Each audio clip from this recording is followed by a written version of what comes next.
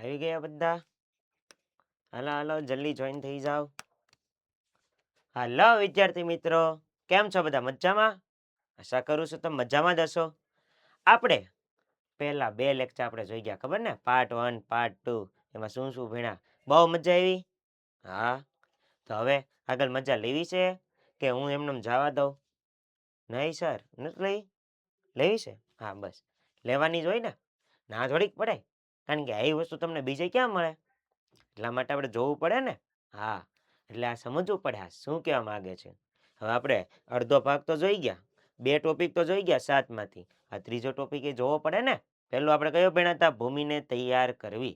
અને બીજો કયો ભણ્યા હતા? વાવણી. આપણે ખબર છે લેક્ચર નંબર 2માં. તો હવે આપણે જોવાનું છે લેક્ચર નંબર 3, જેનું નામ છે, જેમાં આપણે આજનો ટોપિક ભણશું કયો? કુદરતી અને કૃત્રિમ ખાતર ઉમેરવું. હવે હું આવ્યું, જમીન તો તૈયાર થઈ ગઈ, વાવણી કરી નાખી, બીજ અથવા પાકની વાવણી કરી નાખી. હવે ખાતર તો એડ કરવું પણ ખાતર વગર જમીનમાં પોષક દ્રવ્યો કઈ રીતે ભળવાના છે?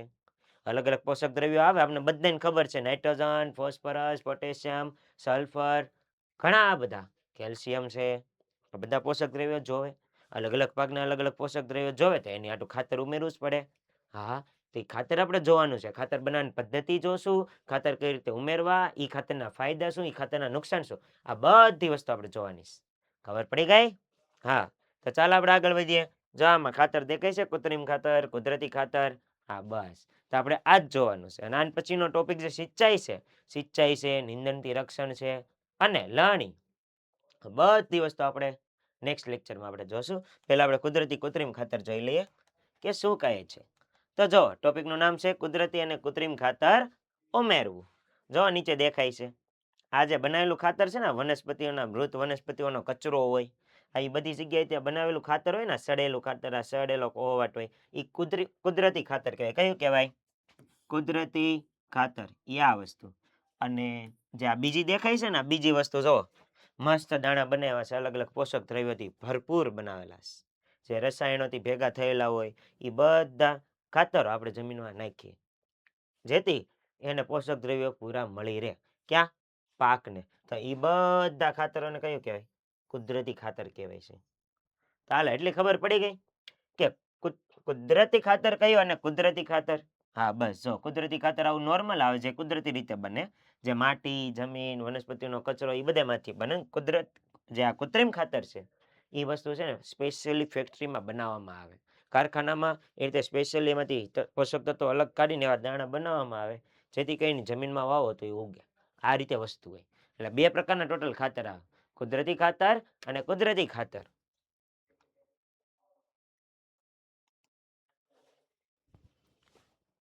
સોરી, થોડીક એરર હતી. હવે આપણે જોઈએ કે શું જોવાનું. તો કે આ જે છે ભૂમિ શું કરે? પાકને ખનિજ તત્વો પ્રદાન કરે છે, વૃદ્ધિ માટે આવશ્યક છે. કેટલાક ક્ષેત્રમાં ખેડૂત ખેતરમાં એક પછી બીજો પાક ઉછેરે છે અને ક્યારેય પાક ખાલી છોડતા નથી. એટલે ભૂમિ શું કરે? પાક હોય, જે વનસ્પતિ હોય, આપણે ઘઉંનો પાક ઉગાડ્યો છે, હા, એને પોષક દ્રવ્યો પ્રદાન કરે. પોષક દ્રવ્યો કઈ રીતે? ખાતર નાખીને જ કરે ને. હા, અને સાંભળો, આ ખાતર હોય ને, એકવાર જો આ ઉગી ગયું છે, આ ખાતર ખેત ઉગી ગયો છે, પાક ઉગી ગયો છે, તો પછી એને ખાલી નહીં છોડવાનું, બીજો પાક તરત વાવવા મળવાનો. ખાલી છોડો ને તો આ જમીન આખી બંજર થઈ જાય, જમીન આખી સુકાઈ જાય. એટલા માટે એક પાક જ્યારે ઉગી જાય ને, આ ફોટો જો ઉગી ગયેલા પાકનો જ છે, પછી આ ખાલી છોડેલું છે, આ ખાલી છોડવાનું નહીં, સીધું નવો પાક ઉગાડવા મળવો. આમ કહેવા માંગે છે કે કોઈ દી ખેતર ખાલી છોડવું નહીં, એક પછી બીજો પાક તરફ ઉછેરવા મળવો. જો તમે એ ન કર્યું તો શું થાય? તો પાક પછી ઉગે જ નહીં. બીજી વાર આપણે પાછું અલગથી કુદરતી કૃત્રિમ ખાતર નાખવું પડે, ખેડ કરવી પડે, બધી પ્રોસેસ પાછી કરવી પડે. અમુક સમય વયો જાય ને પછી આ કાંઈ ખેતર કામનું નહીં. આ ખેતરને હરખું ખેડવું પડે ને ઘણું બધું કરવું પડે. એટલે ખેતરને કોઈ દી ખાલી છોડાય નહીં. આ પ્રશ્નનો જવાબ મળી ગયો તમને? હા, તો જો આપણે આગળ વધીએ. શું વધીએ? જો આકૃતિ દેખાય છે તમને? કુદરતી ખાતર આપવાની ક્રિયા. કઈ રીતે કુદરતી ખાતર આપે છે? તો જો અડધો પાક ઉગી ગયો, કાં તો હાલો આપણે બીજ વાવી નાખ્યા, પછી શું કરે?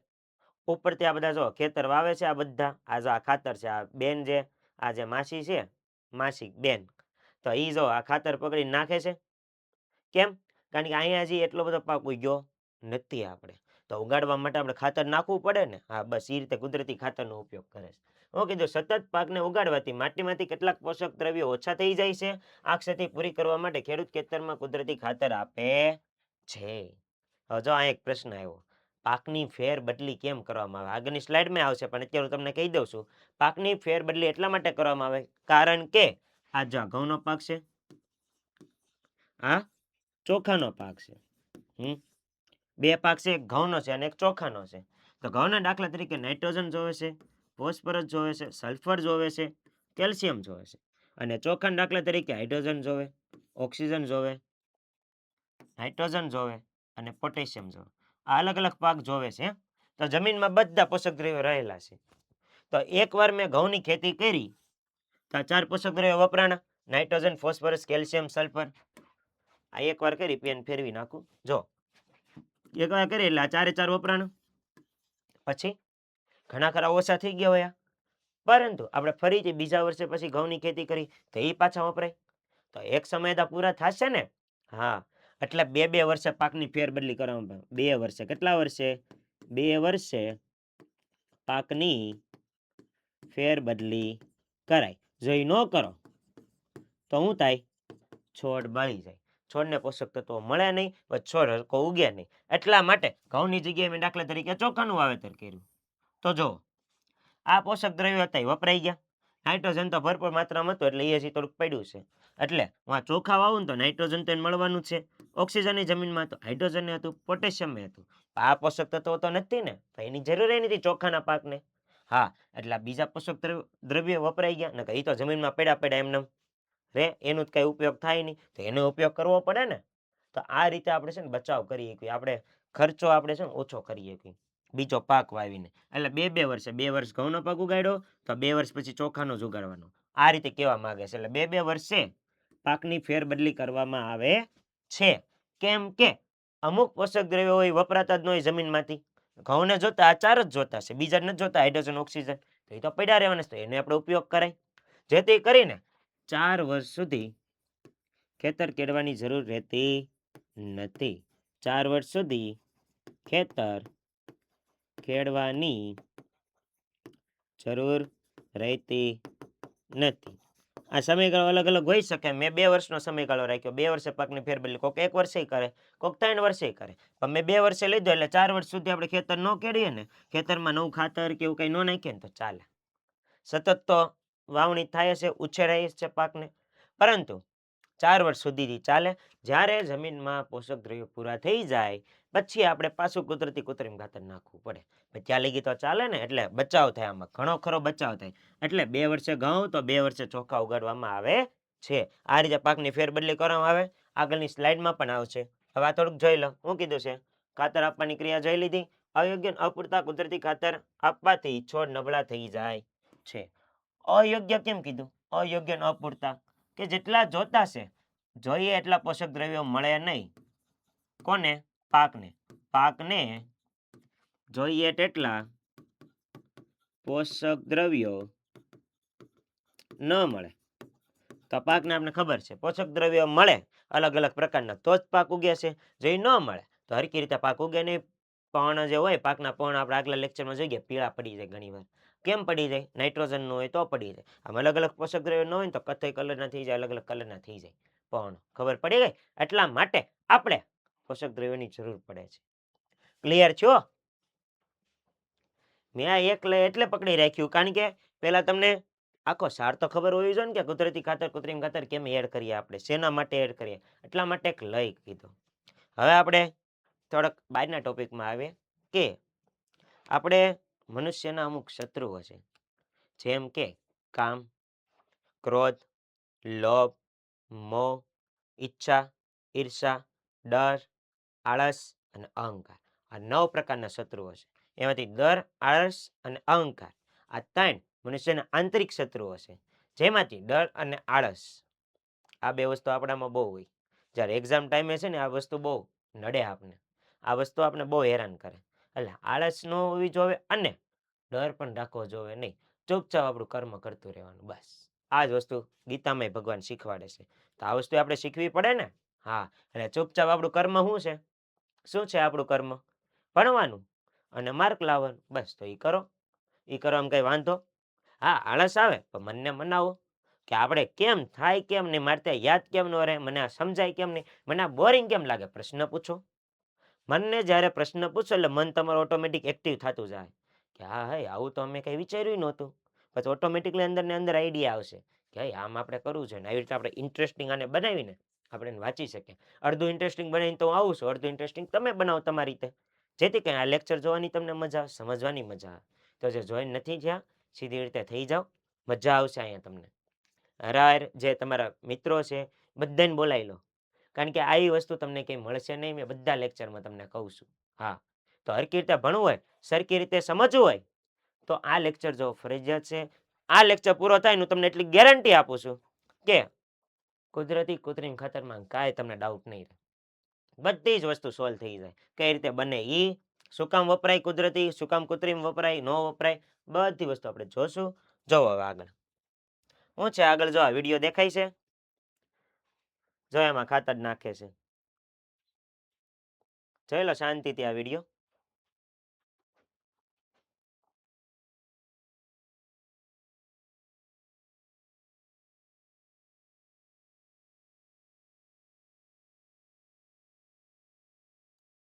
જો આ છાણિયું ખાતર છે, છાણમાંથી બને, અને આ કૃત્રિમ ખાતર છે હમણાં નાખ્યું બ્લુ કલરનું.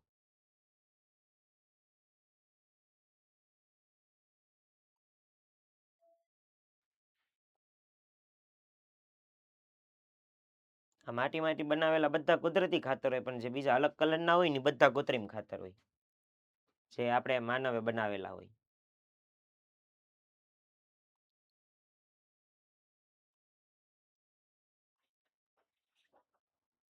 આ બ્લુબેરી છે,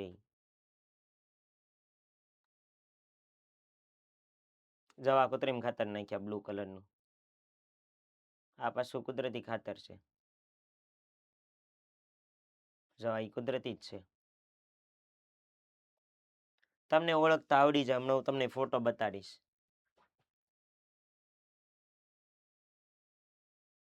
બસ હાલ એટલો જ વિડીયો છે આ ફરીથી એવું. તો જો આ વસ્તુ તમે જોઈ મસ્ત. હા, તમને ભલે આમાં અવાજ ન આવ્યો હોય પણ મેં તમને આમાં સમજાવ્યું કે કઈ વસ્તુ કઈ છે, કયું ખાતર ક્યાં નાખે, શું કામ નાખે છે, કેમ કરીને નાખે છે, બધું આપણે જોઈ કઈ રીતે નાખે છે. હા, તો આપણે એટલું સમજવાનું કે માટી સાથે જે ભળેલું ખાતર ને બધા કૃત્રિમ ખાતર જ હોય. અને બે ખાતર આપણે ભેણા હતા, છાણિયું ખાતર અને બીજું વર્મી કોમ્પોસ્ટ ખાતર. હવે ભેણાતા જો હું તમને રિપીટ કરાવું એ વસ્તુ, એ સ્લાઇડ છે મારી પાસે, જો એ રીતે આપણે બીજા લેક્ચરમાં ભેણાતા ને એ સ્લાઇડ છે. જો આ વર્મી કોમ્પોસ્ટ ખાતર બનાવવાની રીત આપણે પાર્ટ 2માં ભેણાતા, કઈ રીતે અળસિયા બનાવે વર્મી કોમ્પોસ્ટ ખાતર, અને આ ખાતર બનાવે, ખાતર માટી હારે મિક્સ થયેલું હોય ને, હા, એટલે આ કુદરતી ખાતર કહેવાય, જે આપણે જમીનમાં જ બને છે, જે આપણે સૂક્ષ્મજીવો આપણા માટે બનાવી દેશે. એ રીતે જો હજી એક છાણિયું ખાતર છે, છાણિયું ખાતર આપણે જોયું હતું. હા, આ વસ્તુ આપણે જોઈ હતી, છાણિયું ખાતર બનાવવાની પદ્ધતિ કઈ રીતે બને. આખું ખાડો બનાવવાનો હોય, માટી ને બધું નાખવામાં આવે, છેલ્લા આવું બને ખબર કોપી કલરના. એટલે કોપી કલરના જે તમને ખાતરો દેખાય ને બધા કથ્થઈ કલરના, બધા કુદરતી ખાતર. આ વસ્તુ મેં આખી કે તમને સમજાવી છે પાર્ટ 2માં, એટલે ફરી ત્યાં રિપીટ કરતો નથી, ખાલી એટલું કહી દઉં છું કે આવી રીતે કુદરતી ખાતર બનાવવામાં આવે, જેને આપણે છાણિયું ખાતર કહીએ છીએ. તો બે ખાતર જોઈ લીધા કુદરતીમાં, છાણિયું અને વર્મી કમ્પોસ્ટ. તો જોવો હવે હું કીધું કુદરતી ખાતર, અહીં ઉદાહરણ લખી જ નાખું, કે જે બે ઉદાહરણ મેં તમને કરાવવાની લખી નાખું. જો અહીંયા કુદરતી ખાતર ઉદાહરણમાં છે, પહેલું છે છાણિયું ખાતર, છાણિયું ખાતર જે છાણમાંથી બનેલું હોય, બીજું છે વર્મી કમ્પોસ્ટ ખાતર, વર્મી કમ્પોસ્ટ ખાતર. ક્લિયર છો? આ બે પ્રકારના ખાતર બનાવવામાં આવે છે. શેમાંથી શેમાંથી બનાવવામાં આવે છે? છાણ અને અળસિયામાંથી. જે આ માટી હોય, અળસિયા હોય, માટીને ઉપર નીચે કરીને પોચી કરે ને પછી જે ખાતર બનાવી વર્મી કમ્પોસ્ટ ખાતર, અને છાણિયું ખાતર શેમાંથી બને? છાણમાંથી. જે બધી વસ્તુ ભેગી કરીને પછી સડીને બને છે. આ રીત આપણે જોઈ ગયા. હા, તો હવે તમે એમ કહેતા હશો સર અમને આ વસ્તુ ખબર છે, વારે ઘણું કામ રિપીટ કરો? એટલા માટે રિપીટ કરું કારણ કે આપણું બ્રેન છે ને, આપણું મગજ, એક વારમાં એક વસ્તુ યાદ રાખતું નથી. અમે પહેલા લેક્ચરમાં કીધું હતું, એક વારમાં કોઈ દી યાદ ન રાખે. બે ત્રણ વાર સતત રિપીટ કરવી ને વસ્તુ, તો જ તમને યાદ રહે, તો જ તમને લાઈટ થાય કે હા જો આ વસ્તુ આની યાર કનેક્ટેડ છે, આ જો આ કુદરતી ખાતરમાં આપણે હવે આવ્યું છે તો આ કઈ રીતે કનેક્ટેડ થાય આ બે વસ્તુ, તમને ખબર પડે. એટલા માટે મેં આ વસ્તુ કરી. જો તમને લખ્યું કુદરતી ખાતર એક કાર્બનિક પદાર્થ છે. હવે જો આના અલગ અલગ નામ આવશે કુદરતી ખાતર, નહીં તમને કહું. જો હું આને કુદરતી ખાતર કહું, કુદરતી ખાતર. હું આને કાર્બનિક ખાતર કહું,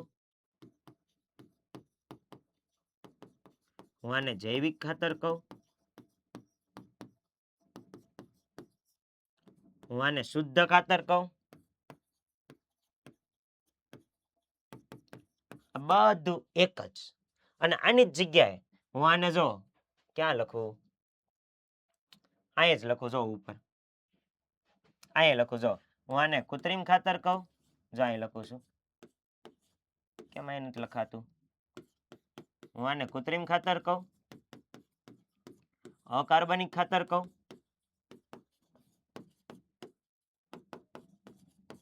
અજૈવિક ખાતર કહું કે અશુદ્ધ ખાતર કહું કે આને રાસાયણિક ખાતર કહું.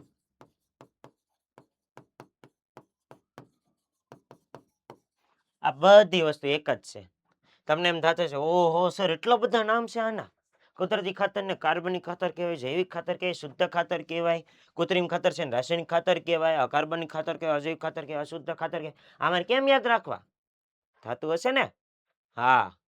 પરંતુ આમાં કોન્સેપ્ટ તમને ખબર પડી જાય ને તો આ નામ યાદ રાખવાની જરૂર નથી. આપણે ઓટોમેટિક ખબર પડી જાય કે અકાર્બનિક ખાતર પૂછ્યું એ કૃત્રિમ ખાતર જ કહેવાય, રાસાયણિક ખાતર પૂછે એ કૃત્રિમ ખાતર જ કહેવાય, અજૈવિક ખાતર પૂછે એ કૃત્રિમ ખાતર જ કહેવાય. કઈ રીતે?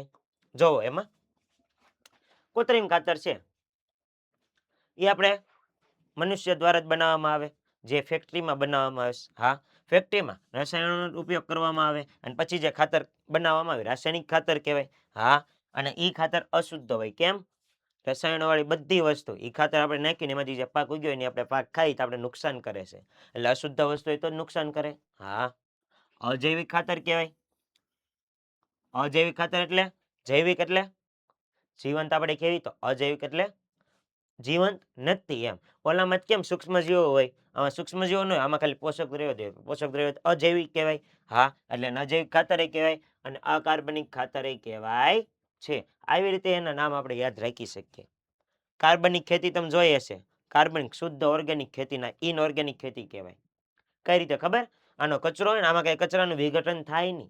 આ કચરાનું વિઘટન ન કરવાનું આવે. સેન્દ્રિય પદાર્થો આપણે ભણ્યા હતા, કચરાનું વિઘટન થાય, મૃત વનસ્પતિનો કચરો સેન્દ્રિય પદાર્થો બનાવે એટલે કાર્બનિક ખાતર કે ભેણા થાય. એ તો કઈ આમાં આવે નહીં, એટલા માટે અકાર્બનિક છે. એટલે જો કુદરતી ખાતરની વાત કરું તો એને કાર્બનિક ખાતર કેમ કહેવાય? કારણ કે સેન્દ્રિય પદાર્થો આમાં ભળેલા હોય. ક્યાં હોય ભળેલા? જમીનમાં હોય. સેન્દ્રિય પદાર્થો ક્યાં હોય? જમીનમાં ભળેલા હોય. હા સર. પછી જૈવિક ખાતર કહેવાય એને. હા સર, એમાં જીવન સૂક્ષ્મજીવો જોવા મળે છે, અળસિયા છે, પછી અલગ અલગ નાના નાના બેક્ટેરિયા, ફૂગ છે, બધું જોવા મળે છે. હા સર. હાલો શુદ્ધ ખાતર જોઈએ. શુદ્ધ ખાતર. શુદ્ધ ખાતર કેમ કીધું? કારણ કે આ ખાતરનો ગમે એટલો ઉપયોગ કરો, વધારે ઉપયોગ થઈ જાય ને તો એ પાકને નુકસાન કરે નહીં. પાક તમારો ઉગવાનો એ રીતે સરખી રીતે ઉગે, એને કાંઈ પ્રોબ્લેમ આવે નહીં. કૃત્રિમ ખાતરનો એની જગ્યાએ વધારે ઉપયોગ કરીએ ને તો પાક તમારો બળી શકે, પાક તમારો કરમાયો થઈ જાય. અને એ પાક જો ઉગ્યો હોય ને હરખી રીતે તો નાઈ ગયેલી કેરી તમે જોઈ હશે. નાઈ ગયેલી એટલે કે સડી ગયેલી કેરી આવી બધી ઉગે. પરાણે આપણે પકવવી પડે, ખબર ને, સેક્રેટ નાખીને પકાવવી પડે.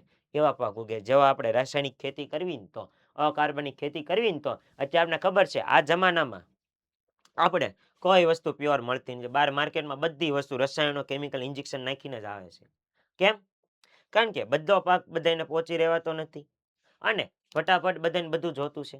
કેરી હજી સિઝન આવી ન હોય ત્યાં કેરી આવવા મળે. આપણે ખબર છે બારે માસ કેરી વેચાય. કેમ?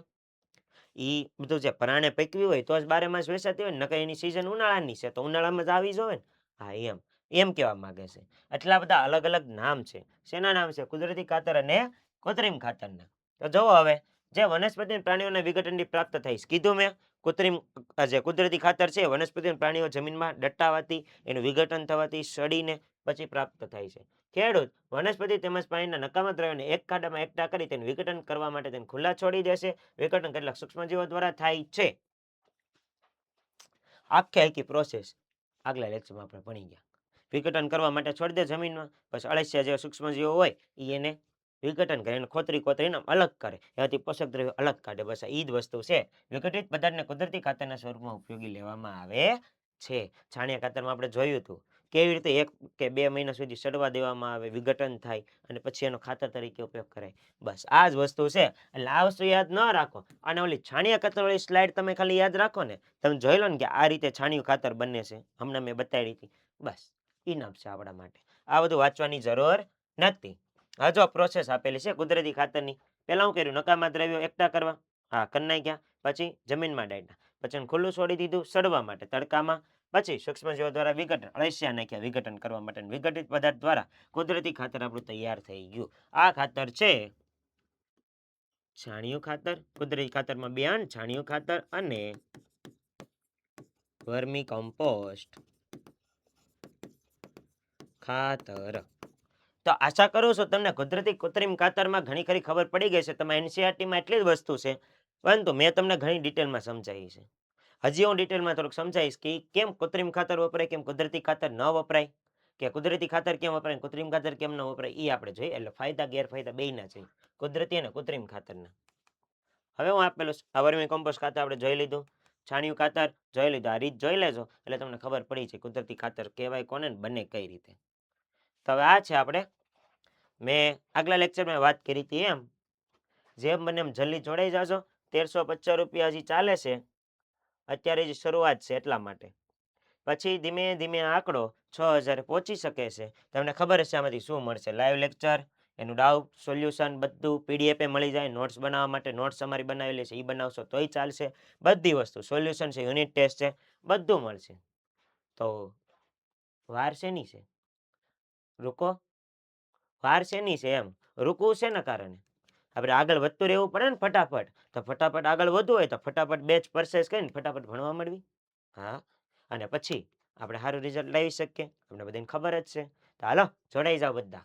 ચાલો હવે જોઈએ, એક પ્રવૃત્તિ તમને આપેલી છે. એ પ્રવૃત્તિ આપણે પછી સમજીએ, પણ એની પહેલા આપણે કુદરતી ખાતર કૃત્રિમ ખાતર કેમ વપરાય કેમ ન વપરાય એ આપણે જોઈએ, અને કયા કયા કૃત્રિમ ખાતર છે એ આપણે જોઈએ. કુદરતી ખાતરના ઉદાહરણ જોઈ ગયા હતા. હવે આ છે કૃત્રિમ ખાતર. કયું?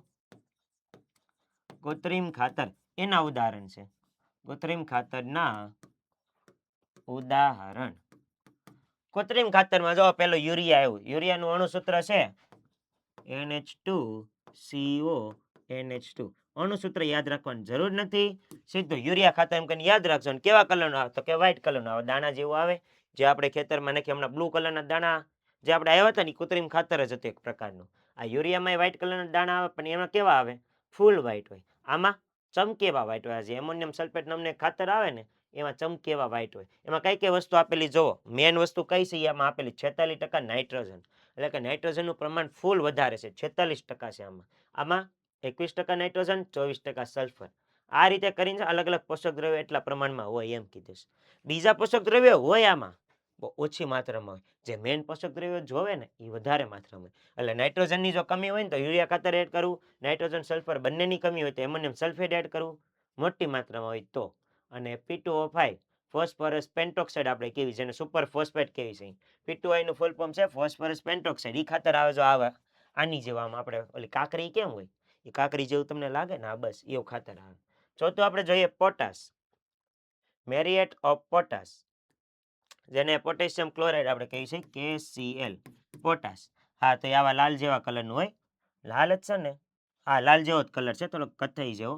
હા બસ, તો એવા કલરનું આ ખાતર હોય. ખાલી ડાયાગ્રામ જ યાદ રાખવાનો છે. અને ઉદાહરણ કઈ બધા જ યાદ રાખવાનું નથી. 2 ઉદાહરણ તમને યાદ રહે ને, એક યુરિયા છે અને એક બીજું કઈ NPK ખાતર છે. NPK ખાતર આપણે બહુ ભણવામાં આવતું. હા, 2 યાદ રહે ને તોય બહુ થઈ ગયું. હા, તો NPK જોઈ. NPK જો અલગ અલગ કલરના રંગીન પથ્થર કેમ છે એવું લાગે.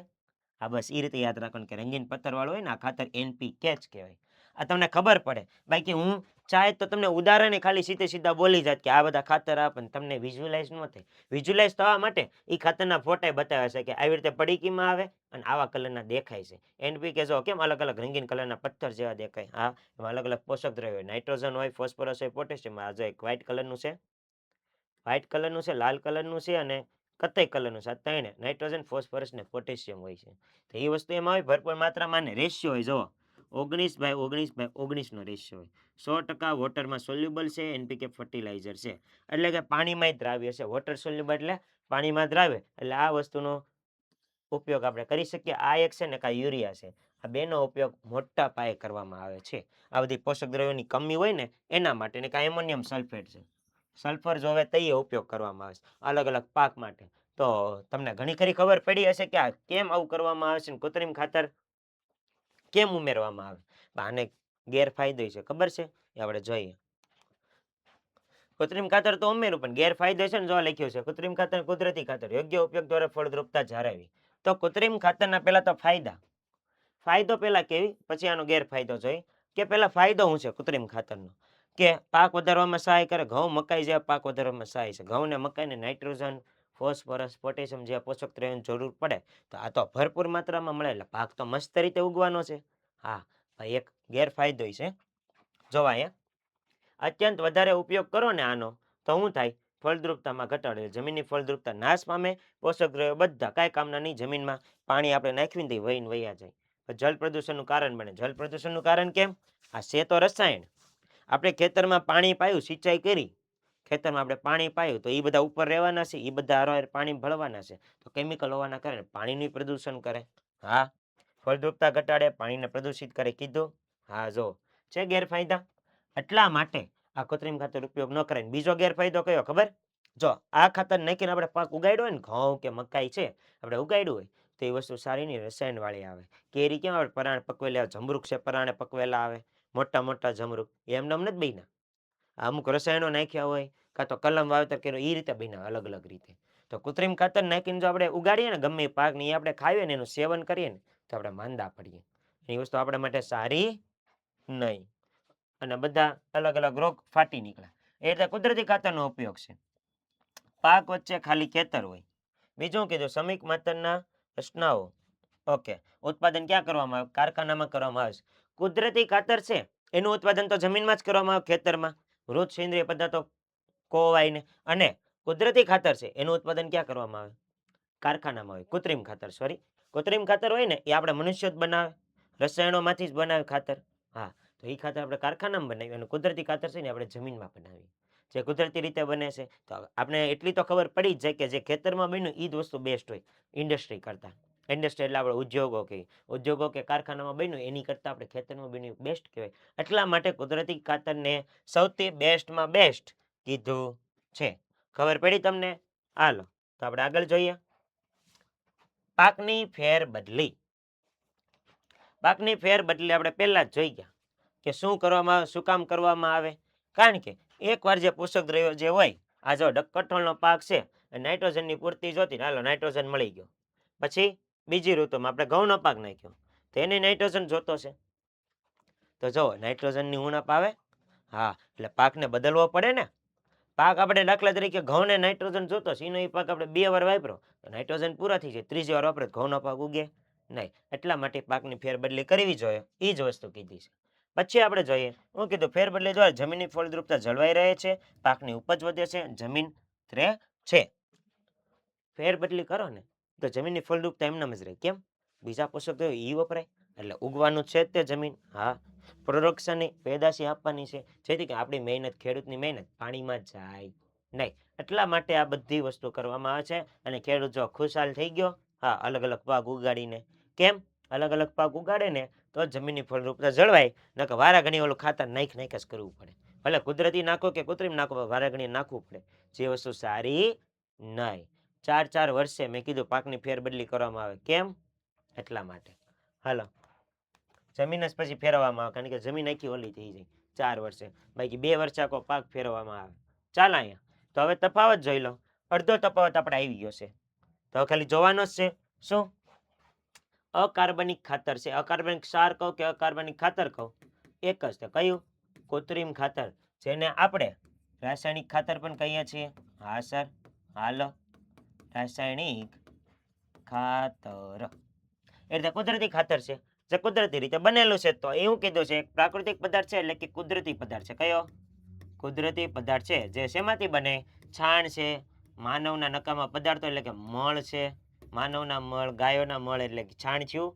હા, પછી વનસ્પતિના અવશેષોના વિઘટનથી એટલે મૃત વનસ્પતિ કેવી મૃત વનસ્પતિના કચરાના વિઘટનથી પણ પ્રાપ્ત થાય છે આપણે ખબર છે કુદરતી ખાતર આને આપણે આની જગ્યાએ એક પટ લખી શકીએ કે આમાં કેમ અકાર્બનિક ખાતર કીધું તો આને કાર્બનિક ખાતર કહીએ એકવી હા આ પોઈન્ટ આપણે લઈ શકીએ તફાવત આવે ને ત્યાં કાર્બનિક ખાતર કહેવાય જૈવિક ખાતર કહેવાય આ પોઈન્ટ પણ આપણે લખી શકીએ આ તફાવત આવશે તે એક્ઝામમાં ફાઇનલ છે મોસ્ટ આઈએમપી છે આ તફાવત પૂછાય અને પૂછાય યસ છે એટલે આ તફાવત હરખી રીતે કરી લેવો એ કા છે ને ગ્રહી પાક ને ખરીફ પાક વાળો તફાવત છે ઈ કેમ યાદ રાખો ઈ મેં શીખવાડ્યો છે આ તમારે કરી લેવો એમાં જો આ પોઈન્ટ ન લખો ને એની જગ્યાએ લખો ને કુદરતી કૃત્રિમ ખાતર એક અકાર્બનિક ખાતર છે એને આપણે રાસાયણિક ખાતર પણ કહીએ છીએ અને અહીંયા કુદરતી ખાતર એ કાર્બનિક ખાતર છે જેને આપણે જૈવિક ખાતર પણ કહીએ છીએ એટલો લખો ને તો એક માર્ક તમને મળી જાય એક પોઈન્ટનો બીજો આનું નિર્માણ ક્યાં થાય કારખાનામાં આપણે જોઈ ગયા હા કે સર કારખાનામાં અલગ અલગ પોષક દ્રવ્યો અલગ પાડીને એમાંથી આ દાણા બનાવવામાં બ્લુ કલરના દાણા વ્હાઇટ કલરના દાણા આપણે જોયા હતા કૃત્રિમ ખાતરના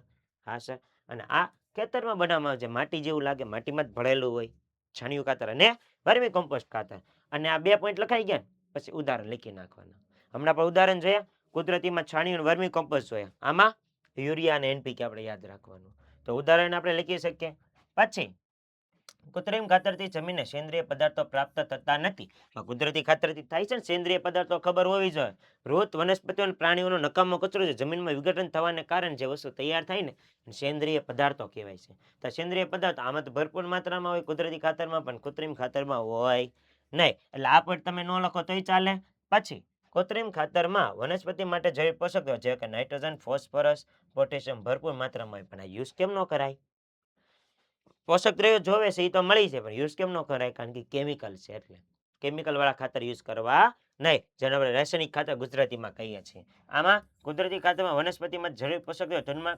તુલનાત્મક રીતે એટલે કે આની તુલનામાં ઓછી માત્રામાં હોય તો બેસ્ટ કયું કુદરતી ખાતર ભલે ડબલ નાખવું પડે નાખવાનું કેમ એ વસ્તુ બનાવવી ઈઝી છે સસ્તી છે અને સાઈડ ઇફેક્ટ કરતી નથી આમાં જો એક ઉદાહરણ આપું કુદરતી કૃત્રિમમાં હોમિયોપેથિક દવા અને આયુર્વેદિક દવા આયુર્વેદિક દવા લેવી એટલે કોઈ દી એનો સાઈડ ઇફેક્ટ આવતો નથી ને જે એનો રોગ હોય એના માટે આપણે લેવી તો એ આપણો રોગ શાંત થઈ જાય છે રોગ સારો થઈ જાય પણ હોમિયોપેથિકની દવા લ્યો દાખલા તરીકે તમે ડાયાબિટીસ ને બધી વસ્તુ એકારે હોય મલેરિયા ને બધું એકારે હોય બધી દવા તમે લો ને અંદરથી ગરમી નીકળે બીજી બધી સાઈડ ઇફેક્ટ થાય જેથી કરીને બીજા નવા રોગો થાય એક દવા લ્યો બીજો રોગ થાય સાઈડ ઇફેક્ટ થાય આ રાસાયણિક ખાતરનું કામ એવું જ છે એકવાર નાખો ને તો બીજા રોગ થાય પ્લાન્ટને એટલે ઉગાડવાની જગ્યાએ અમુતા કરમાઈ જાય પાક છે ને બળી જાય આપણા એવી રીતે ઉપયોગ થાય તો આશા કરું છું તમને આ ઉદાહરણ ખબર પડી હશે હોમિયોપેથિક અને આયુર્વેદિક દવાનો એટલે કે કૃત્રિમ ખાતર અને કુદરતી ખાતરનો શું ફેરફાર છે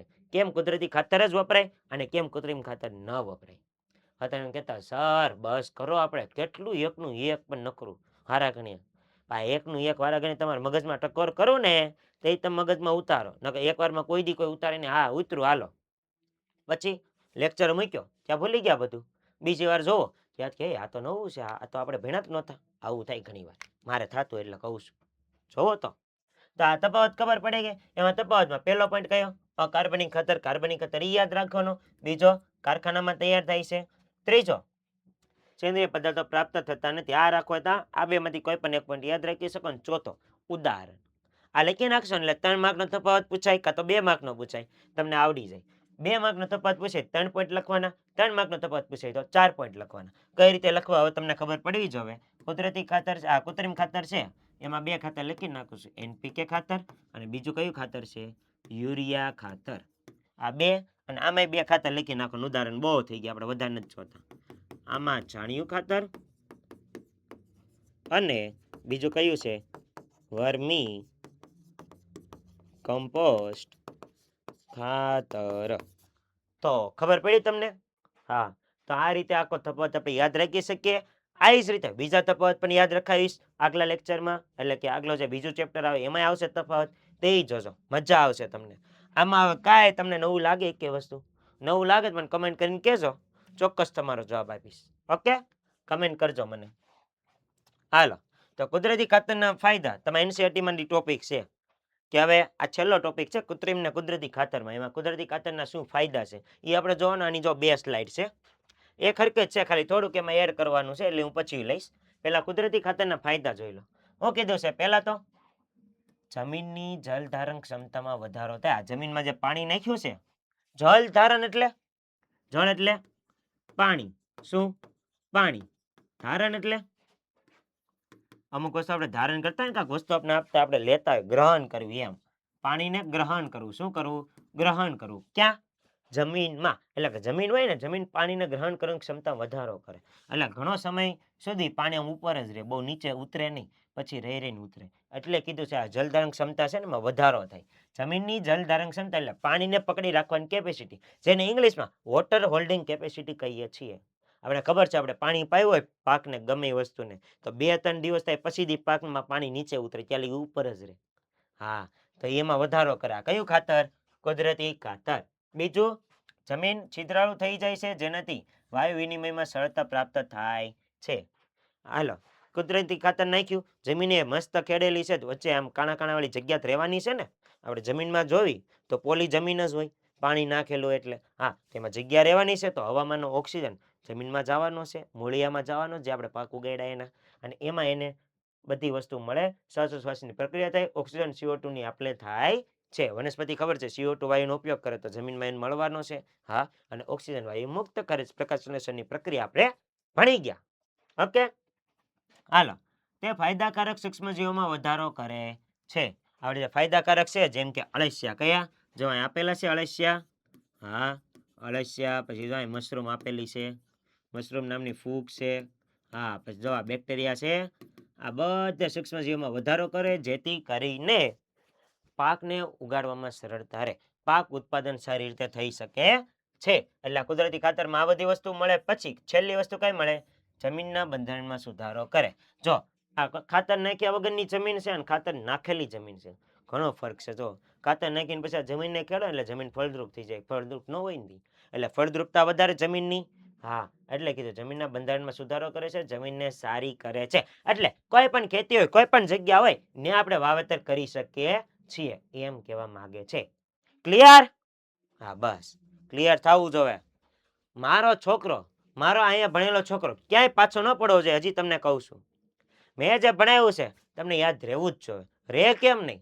મારા આગળ એકને એક વસ્તુ તમને રિપીટ કરું છું, એકને એક વસ્તુ તમને સમજાવું છું. દરેક વર્ડ છે, જલધારણ ક્ષમતા કેમ સમજાવ્યું એમ દરેક વર્ડ તમને હરકી રીતે મસ્ત રીતે યાદ રહી જાય, એ રીતે સમજાવીશ તો તમને ખબર તો પડે ને. પછી એકવાર ખાલી જોવાનું રહે, નોટ્સ બનાવવાની રહે. ભલે આખું ચિત્ર પાછા જુઓ, નોટ્સમાં અડધા એવા હોય કે સર મને પૂછતા હોય, મને ખબર છે હું સ્કૂલમાં ભણાવું એટલે મને પૂછતા હોય, સર એ કે આ ચિત્ર દોર્યા, આપણે ચિત્ર દોરવાના નહીં. આમાં જે વાક્ય લખેલા હોય ને એ વાક્ય જ ખાલી નોટ્સમાં બનાવવાના હોય.